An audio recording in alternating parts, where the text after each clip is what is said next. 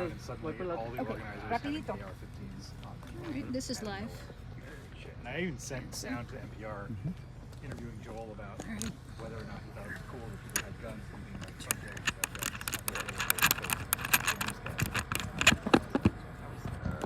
Yep. On the truck, they were in the back of that pickup or something. So just an FYI, we have our live stream. It's just live. Got it. Watch my mouth. Yes. Mic check. 1, 2, 3, 3, 2, 1. Check. Oh my god. Getting the levels. Check. Speaking. Check. Keep talking. I will keep talking about this beautiful place I'm at. Mic check. 1, 2, 3, 3, 2, 1. Check. We're still going to do a 7 p.m. start, right? Okay. Perfect. Thank you. Just letting the... No worries. Just letting the newsroom know. Like, some of the lefties started fucking with me and other kids, and then it was like, I'm working one shoulder for the cops and one shoulder for protesters. At that day? Like at that night? No, but like, in the ensuing like months, it's just like, And you for kids like smash the dude's camera on the Capitol steps and shit like that. It's a fucking problem. and you can't hide. I can't. Yeah. If you need to just loosen that, loosens it right there. Just talking to me about that first night of curfew, watching these like kids like running through the street. Oh shit, there's a Fox News truck. Picks up a rock like that size and smashing through the window. Local authorities. It's not that Fox News.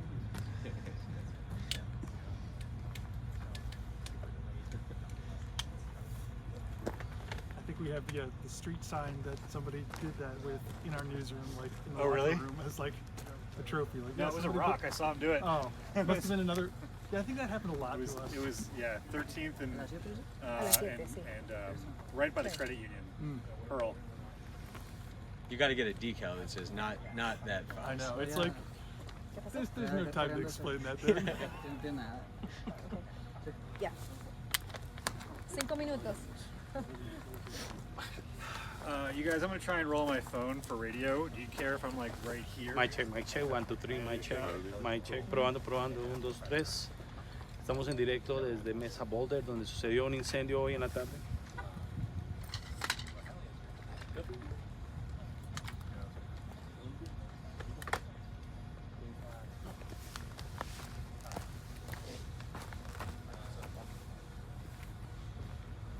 Anyone else getting smoke headache? Not yet. Oh. Knock on wood. Oh yeah. Yeah, we're up to one for close. Yeah.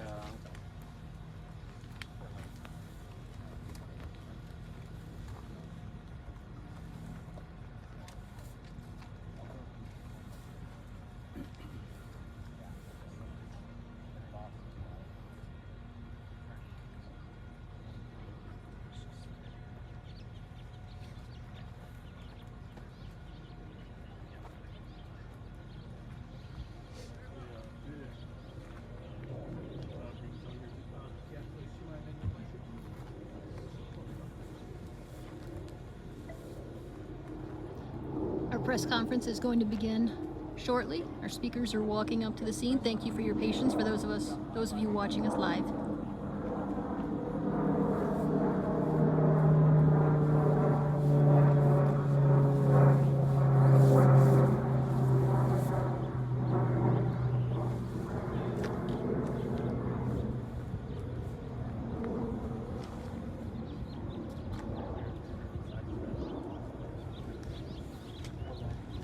Everybody ready? We just gave him want to give him a 7 p.m. start, so What time is it? 6:57. We got 3 minutes. So good? We're good till 7. Yeah, 3 minutes. No pressure. I'm going to introduce him first, and then he'll talk. Well, you do name spelling. Do you want him right now? Or when I When you do it. Me bajo. Okay. Thank you so much. Try to project in that was nice. Yep. Let me get some water. Sí, lo van a tomar. They already know. What time is it? Tell me when it's 6:57.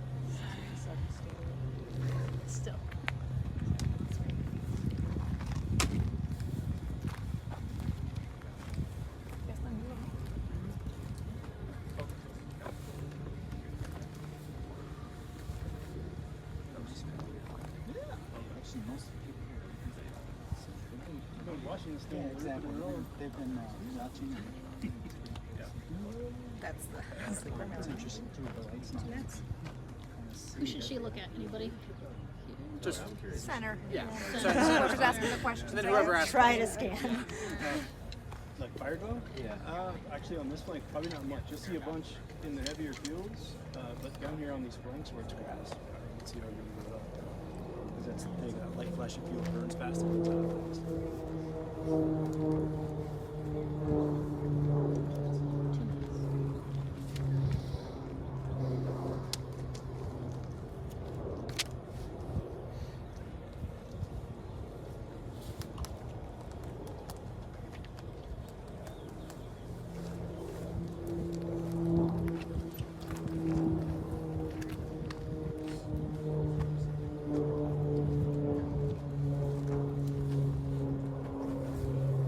2 minutes. All right.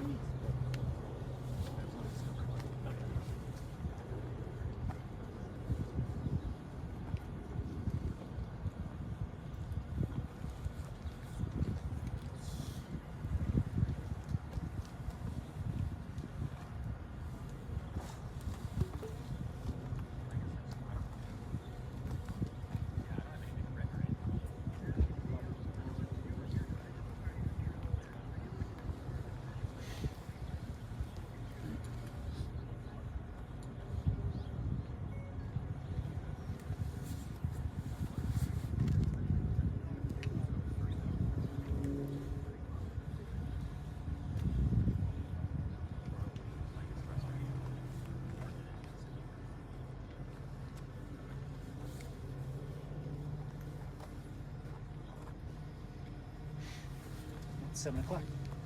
Okay, we're gonna get started. My name is Maria Washburn, spelled M-A-R-Y-A-W-A-S-H-B-U-R-N. I'm with Boulder Fire Rescue as their public information officer.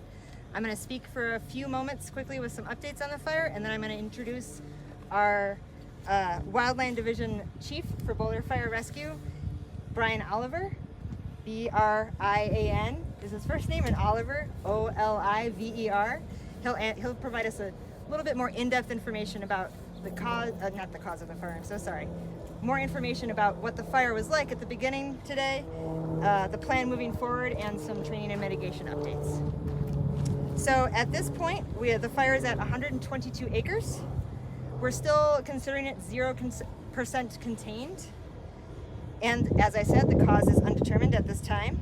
It is called the NCAR fire.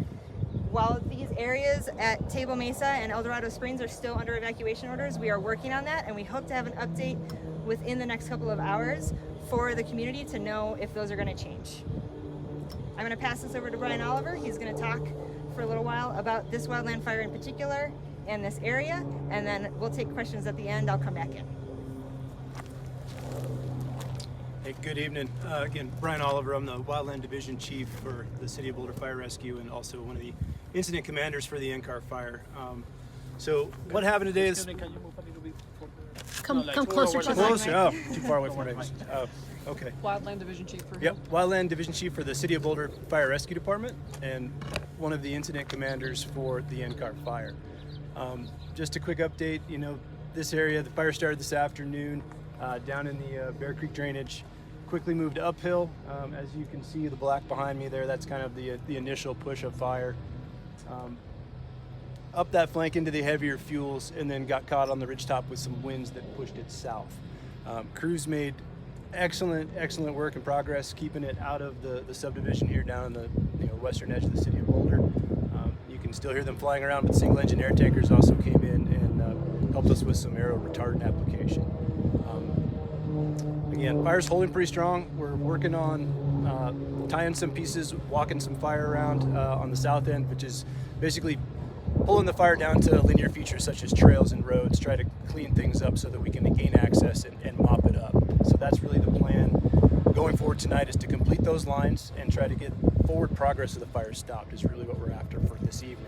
And then we'll get crews working on mopping up and securing things overnight while the humidity is up, and then organizing crews for tomorrow's response, because we will need to be up here mopping up and dealing with this fire for the next several days due to the heavy fuels in the trees. So this time of year, springtime, the grass is still cured, right? It hasn't greened up yet, so it's still very available, and the trees are still dormant. That's why we really had such good fire behavior, or maybe good is not the right word, but why we had such active fire behavior in the wind is because we're not in that green up stage of spring yet.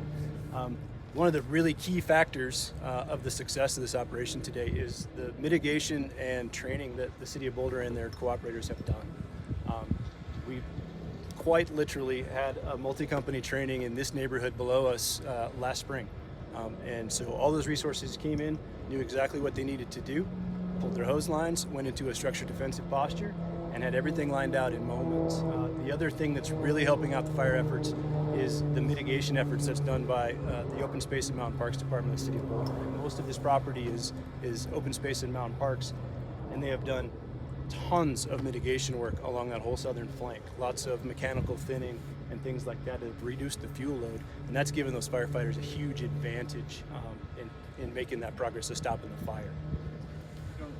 Structural damage as of right now? As of right now, no structures have been damaged or lost. In the last, I would say half hour, we've seen this subdivision filled with more and more first responders. It seems like it's gotten somewhat smokier, maybe because it went, but is there a reason that more of them have gone into subdivision? Is it just a stage for the evening, or? It's to be in that defensive posture. We get weird wind shifts through this part of the country all the time. We want to make sure we have appropriate resources in case those containment lines don't hold and we have some fire that push to us. And also, you notice that they're coming in now. It takes a long time to get them, right? They have to organize from their agencies and move forward. But again, it's just great interagency cooperation, and we're starting to get those resources in to fill those roles. Will the evacuation center be a shelter overnight? I do not know that. That might be a I better can question work for on Maria. that. I'm going to let Oliver go to his next planning meeting. Thank you very much. And I can answer. What are the expectations about the winds tonight? Tonight the wind should die down quite a bit. Should be fairly calm this evening. RHs should come up to about 40%, which will help us. RH is pretty critical in how the fire behaves. So with those higher RHs and lighter winds, we should make very good progress on lines. Brian, could you talk real quick about the efforts? It seems like they were focused on protecting this neighborhood. For these kind of the highest priority structures, could you talk about what you did to make sure that happened? Absolutely. So, clearly those were the immediate threats. And so we always have to go from a tactical standpoint is what is our values at risk? And the open space and the vegetation, while it's important and it's a piece of our fabric and our community, it's wildland fuels. It'll grow back. The threat is to the structures, so we put those resources there first and defend and keep the fire out. As we all learned not very long ago at the Marshall Fire, once we get a home on fire, that growth becomes very exponential. Radiant heat, the embers get bigger, so really part of our tactics and those trainings I was talking about were to employ keeping fire out of the community, and that's exactly what they were doing. Can you see more air tankers throughout the evening? Once it gets dark, they will be gone. They can't fly at night. Yeah. Brian, can you say how far the fire is from the neighborhood, the Table Mesa neighborhood, roughly? That far. That's a tenth of a mile. It's a couple hundred yards. All right, you can go to yes. your meeting. Thank you, Maria. Yeah. Thank you, everybody. He has a meeting at the exact same time. Any additional questions? You mentioned before that the request was at least made to bring in more tankers, and there's someone. Yes, we've made some orders for additional aircraft, and I don't have an update on whether or not they're able to come. And asking for them and that order is a part of making sure that we can protect these structures and have that available if needed. What's the message to people trying to get back to their houses tonight? The message right now is that we hope to have an update on evacuation orders shortly, and you can find that information on the Boulder OEM website and go there and keep an eye on that. We really want folks to be able to know whether or not they can go back into their homes tonight, for sure. At this point, you're not anticipating any further evacuations? At this point, we are not, and we want folks to maintain awareness and keep their phones on. We have gotten word that the red and white chopper came from Montrose. Can you confirm that? I don't have that information with me. I can work on getting that confirmed in a later moment. The evacuation center will... They're going to be in Spanish as well? Yes, so I'm going to say this next part in Spanish. Tenemos una página en Facebook con City of Boulder, Ciudad de Boulder, que es en español y personas pueden ver información en español desde esa página en Facebook para saber qué está pasando con las evacuaciones. So we have a Spanish-speaking Facebook, City of Boulder in Spanish. Folks can go there for Spanish information directly. Do we expect for this to grow overnight? I can't speculate on what the fire is going to do overnight. There's so many factors. We do feel good that the wind has died down, it's getting colder, and that we've been able to do a lot of work to work on that containment line. The evacuation center, will it be turned into a shelter? Do we know yet? I'm not aware of that yet. If we do have an update of change of that shelter, that will be on the Boulder OEM site too. Okay. Are there any power lines threatened right now? I haven't heard about that. I do know that we have XL Energy on site to be able to help with that if needed. One other thing that I want the community to know is as the wind changes and the air pressure changes, the smoke drops and will go into the city. So people that are in the city of Boulder might notice that it smells more like smoke and they see more smoke. That's because of this weather change. Doesn't necessarily mean that all of a sudden there's more fire. It's what the wind has been doing. So keep that in mind if you go home and you smell more smoke. Earlier it was 126, went to 122 acres. Is that just better idea of it, or did it retreat at all? I don't believe it retreated. We had an MMA flight fly over that got us as accurate as we could at that moment, and that gave us the 122 acres. So that's what we're going with at this time. Have the planes from Texas arrived yet? I don't have any information on that. Do you know which agency they were? That the planes were from? I do not, no. Any other questions? Has the number evacuated changed at all since the last update? I believe it did, and I don't have that number on hand, so I apologize. Okay, great. I think we're done. Thanks so much. Thank you.